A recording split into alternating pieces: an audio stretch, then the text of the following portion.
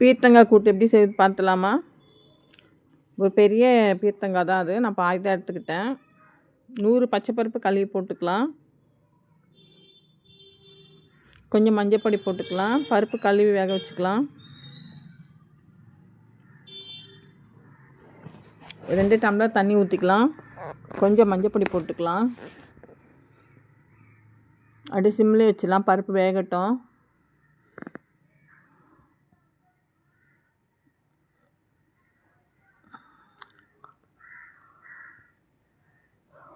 பீர்த்தங்காய் தோல் சீவிட்டு நல்லா கட் பண்ணி வச்சுக்கலாம்.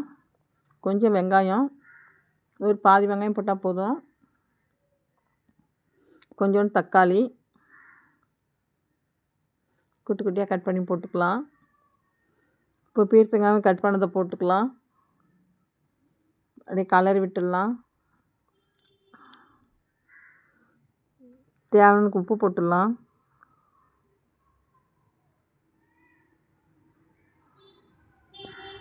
பீர்த்தங்காய் கூட்டு உடம்புக்கு ரொம்ப நல்லது. 1 ஸ்பூன் மிளகாத்தூள். மிளகாத்தூள் கொஞ்சமாக தான் போடணும், நிறைய போடக்கூடாது. இப்போ நல்லா கலக்கி விட்டுடலாம். இப்படி வேகட்டும். இப்போ காய் நல்லா வெந்துருச்சு. 3 பல் பூண்டு நசுக்கி போட்டுக்கலாம். 1 ஸ்பூன் ஜீரகம் போட்டுக்கலாம். வேணுன்னா தேங்காய் கூட போட்டுக்கலாம். நான் போடல.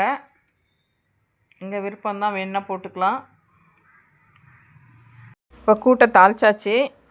காரக்குழம்புக்கு ரசம் சூப்பராக இருக்கும் அந்த கூட்டு.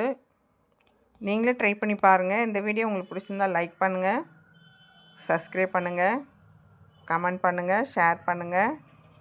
Thank you friends.